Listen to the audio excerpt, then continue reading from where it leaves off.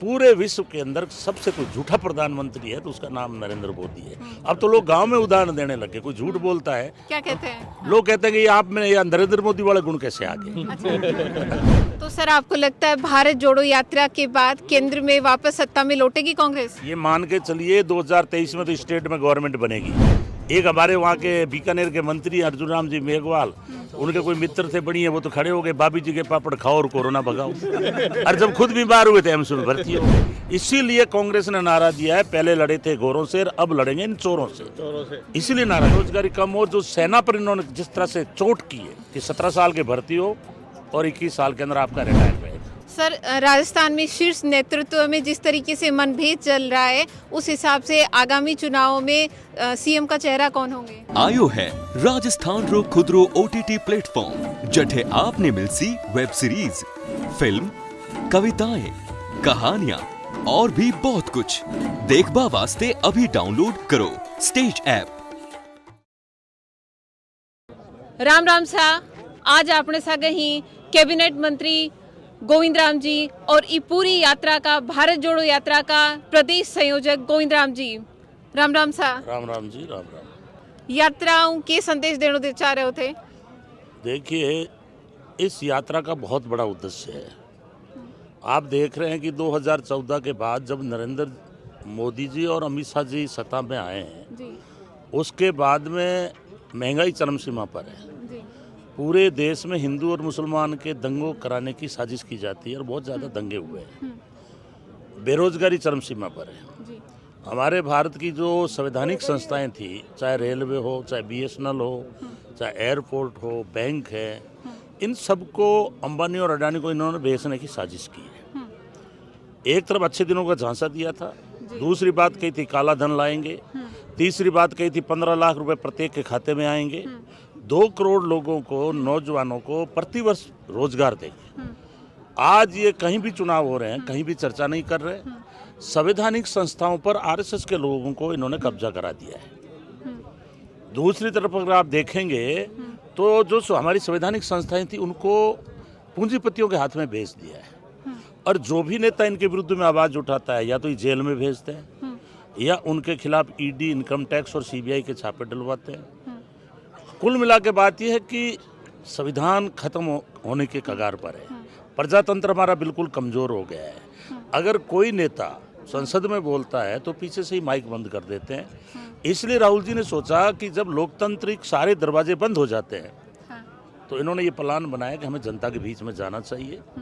इसलिए आज जो यात्रा निकली है, पहली बात तो आज़ादी के बाद 3500 किलोमीटर की पहली यात्रा है। मैं धन्यवाद देना चाहता हूँ राहुल गांधी जी को कि एक तरफ महंगाई, बेरोजगारी चरम सीमा पर है और इनकी तानाशाही मोदी और अमित शाह की एकदम चरम सीमा पर है। संविधान को पार्लियामेंट के सामने जलाया जा रहा है, लोकतंत्र खतरे में। इसलिए कन्याकुमारी से कश्मीर तक 3500 किलोमीटर यात्रा करके, और हम कहना ये चाहते हैं कि यहाँ डेमोक्रेसी रहेगी। और जो आप दादागिरी कर रहे हो, जो आप तानाशाही कर रहे हो, जिस तरह से आपने संवैधानिक संस्थाएं आपने भेज दी, बैंक सारे दिवालिये कर दिए इन लोगों ने। इनके जो नजदीकी लोग थे, नीरव मोदी 30,000 करोड़ लेके भाग गया, मोइल चौकसी 15,000 करोड़ लेके भाग गया, 9,000 करोड़ रुपए विजय माल्या लेके भाग गया, 5,000 करोड़ रुपए ललित मोदी लेके भाग गए, और सारे के सारे गुजरात के, और सारे मोदी और अमित शाह के लोग हैं। इसलिए राहुल जी ने यही प्लान बनाया कि जब लोकतंत्र के सारे दरवाजे बंद हो गए तो इन्होंने सारी जनता को जगाने के लिए और ये नफरत कम करने के लिए, इस देश में भाईचारा कायम रखने के लिए, संविधान को कायम रखने के लिए, इन तानाशाहों के विरुद्ध में ये कन्याकुमारी से यात्रा लेके निकले। करीब 2300 किलोमीटर हो चुकी है। जनता में भारी जोश है, भारी उत्साह है। इसलिए हमारा सोच है कि इनका डेमोक्रेसी में भरोसा नहीं है। ये सब नाथूराम गोडसे के विचार से प्रभावित होकर के और ये चल रहे हैं। सर इतनी खामियां हैं, इतनी इन्होंने गलतियां बता रहे हैं, उसके बावजूद ये हर चुनाव में किस तरीके से जीत हासिल कर लेते हैं? देखिए, नेपोलियन बोनापार्ट ने 1917 में कहा था कि अगर आपको देश की दिशा बदलनी हो तो अगर धार्मिक मुद्दा आप उछालोगे तो जनता सारा विकास भूल जाती है। हकीकत ये आज महंगाई है, बेरोजगारी है, लेकिन इन्होंने जिस तरह से धर्म की आग लगा रखी है, उस आग के आधार पर यहाँ पूर्ण शिक्षा नहीं होने के कारण, ये मैं मानता हूँ आपकी बात ठीक है कि इन लोगों ने एकदम चश्मा चढ़ा दिया। लेकिन अब भारत के अंदर चेंजेस आ रहे हैं। लोगों को जगा रहे हैं। और कांग्रेस जिस तरह से मैदान में उतरी है, क्योंकि छोटे छोटे दल हैं, उनको सारे ये हजम कर गए। किसी के घर ईडी भेज दी, किसी के घर इनकम टैक्स भेज दिया। इसीलिए कांग्रेस ने नारा दिया है, पहले लड़े थे गोरों से, अब लड़ेंगे इन चोरों से। इसीलिए नारा दिया है। और हम चाहते हैं कि हमारे भारत में डेमोक्रेसी कायम हो, और जिस तरह से अंग्रेजों से लड़े थे उसी तरह से इनसे लड़ेंगे। और जब तक इनको सत्ताविहीन नहीं कर दे, वोट के माध्यम से सत्ता से इनको बाहर नहीं कर दें, कांग्रेस पार्टी चुप नहीं बैठेगी। क्योंकि कांग्रेस पार्टी महात्मा गांधी के पदचिन्हों पे चलती है। संविधान डॉक्टर अंबेडकर ने बनाया, उनके अनुसार चलती है। आपको याद होगा 1947 में हमारा देश आज़ाद हुआ, और 1948 में नाथूराम गोडसे, जो इन्हीं की विचारधारा का है, उन्हीं का भी नारा लगाते हैं ये, उन्होंने 1948 में महात्मा गांधी को गोली मारने का काम किया था। फिर भी कांग्रेस कभी रुकी नहीं, झुकी नहीं। इसलिए आज संवैधानिक संस्थाओं पे पूरा कब्जा हो गया। न्यायाधीश जो इनके विरुद्ध में सही न्याय करते हैं, उनको भी ये जेल में डालने का काम करते हैं। हमारा मीडिया जो है वो कमजोर हो गया। आपको भी पता है कि डेमोक्रेसी के 4 स्तंभ हैं। सबसे ऊपर सरकार, दूसरे नंबर पे प्रशासन, तीसरे नंबर पे न्यायपालिका, चौथा मीडिया। आज इन लोगों ने सत्यानाश कर दिया, बेड़ा गर्क कर दिया पूरे देश का, नोटबंदी करके, और पूरे देश का अर्थतंत्र खत्म कर दिया। जीएसटी लगा के इन्होंने व्यापार चौपट कर दिया। राफेल जो 500 करोड़ का था, ये 1600 करोड़ में लाए। पेगासस ला करके पूरे नेताओं को, न्यायाधीश को, पत्रकारों को ये सीआईडी करने का काम कर रहे हैं। इसलिए ये कांग्रेस जब तक लड़ती रहेगी, जब तक इनका पूरा सफाया नहीं हो जाए। तो सर, आपको लगता है भारत जोड़ो यात्रा के बाद केंद्र में वापस सत्ता में लौटेगी कांग्रेस? ये मान के चलिए 2023 में तो स्टेट में गवर्नमेंट बनेगी, क्योंकि मुख्यमंत्री जी ने चिरंजीवी योजना दी, 10 लाख तक का इलाज फ्री, किसान को 1000 रुपये प्रति बिल फ्री, 50 यूनिट बिजली फ्री, ओपीएस दिया है। अभी हिमाचल का चुनाव पूरा ओपीएस पे हुआ है, तो यहाँ हमारा ओपीएस आने से पूरे कर्मचारियों में भयंकर उत्साह है। इस तरह से अगला जो हमारा बजट आएगा, वो भी मुख्यमंत्री जी ने घोषणा की है, युवा और छात्रों के लिए बजट लाएंगे। हम लोग विकास के आधार पर वोट मांग रहे हैं। तो 2023 में तो राजस्थान में कांग्रेस की सरकार बनेगी, और 2024 के अंदर आप मान के चलिए, जो मोदी और अमित शाह दोनों, जो अंबानी और अडानी के एकदम स्पून बन के काम कर रहे हैं, पूरे देश को तबाह करने में लगे हुए हैं, पूरे देश के हमारी संवैधानिक संस्थाओं को बेचने में लगे हुए हैं, बिल्कुल इनके पूरे देश में इनका सुपड़ा साफ हो जाएगा। सर, राजस्थान में शीर्ष नेतृत्व में जिस तरीके से मनभेद चल रहा है, उस हिसाब से आगामी चुनावों में सीएम का चेहरा कौन होंगे? आपने देखा क्या, अभी सारे एक साथ चल रहे हैं। अशोक गहलोत जी हमारे मुख्यमंत्री है, तो सारे नेता हमारे साथ है, कोई फूट नहीं है। उनके 9 मुख्यमंत्री है।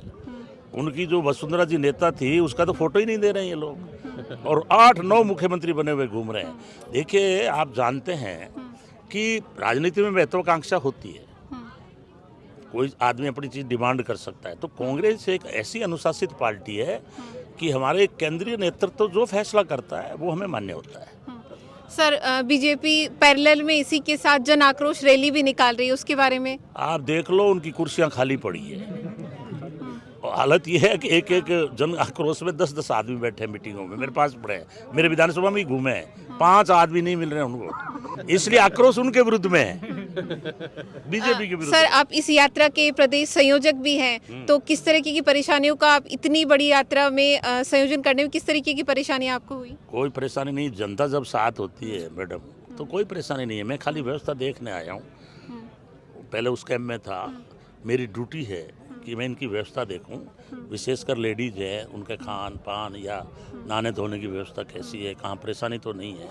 मेरी ड्यूटी है, खाना कैसा बन रहा है, हमारा वर्कर जो है उत्साहित है कि नहीं है, किसी तरह की इनके दिमाग में निराशा तो नहीं है, क्योंकि हमें 18 दिन लगातार चलना है। और इसी तरह आपको लगता है यात्रा के बाद संगठन मजबूत होगा और चुनाव में फायदा मिलेगा? संगठन ऐसा मजबूत होगा मैडम कि यहाँ कम से कम अगली बार 120-130 सीटें आएगी, ऐसा संगठन बनेगा। इतना भारी उत्साह है। ये भारत जोड़ो यात्रा जो राहुल जी ने निकाली है, इसके अंदर उसके बाद में हमारे अभी भी कोई ग्रुपबाजी नहीं है, आपने देखा है, सब हम एक साथ हैं।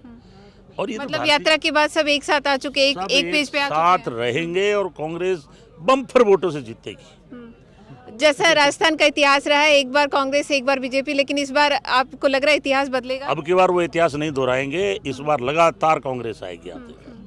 सर, क्षेत्र के लोगों को यात्रा से क्या संदेश देना चाहेंगे आप? हम संदेश ये देना चाहते हैं कि जो 60-70 साल में बीजेपी को नहीं लाई यहाँ की जनता, वो अब समझ में आया है कि इन्होंने 2014 में क्या अच्छा दिन आने वाले हैं, और आते नोटबंदी की, जीएसटी लगाई, लोगों को लड़ाने का काम कर रहे हैं कि काला धन लाएंगे, 15 लाख आएंगे। वही अमित शाह मीडिया में जाके कहता है कि हमने तो मजाक की थी, कहाँ 15 लाख थे।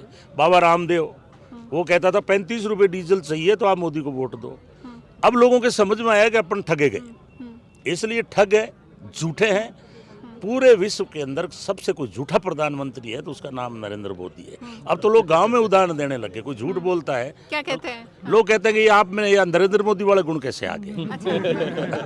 कोई झूठ बोलता है तो सीधा ही कहते हैं कि झूठों के ये बादशाह है, झांसेबाज है। झूठ बोलने में इनको कोई, कोरोना में वहाँ लोग ट्रीटमेंट कर रहे थे, ये कह रहे थे गाय का मूत्र पियो या आप गोबर जो है उससे स्नान करो। एक हमारे वहाँ के बीकानेर के मंत्री अर्जुन राम जी मेघवाल, उनके कोई मित्र थे बढ़िया, वो तो खड़े हो गए भाभी जी के पापड़ खाओ और कोरोना भगाओ। और जब खुद बीमार हुए थे एम्स में भर्ती हो गए। तो ये अंधविश्वास की तरफ देश को ले जा रहे हैं। और कांग्रेस एक वैज्ञानिक सोच की पार्टी है, अंधविश्वास में कोई भरोसा नहीं करते। आप भी जानते हो मैडम, ये मतलब ये वैज्ञानिक युग है। और ये कांग्रेस जो है 1885 में पैदा हुई और जब ये 1946 पहले हमारे यहाँ ना कोई सड़क थी, ना यूनिवर्सिटी थी, ना मेडिकल कॉलेज थे, ना रोड थी, हालात बहुत ख़राब थे। हम जातियों में बंटे हुए लोग थे, अलग अलग रियासतों में थे। उसका फ़ायदा उठा के अंग्रेज यहाँ काबिज हो गए।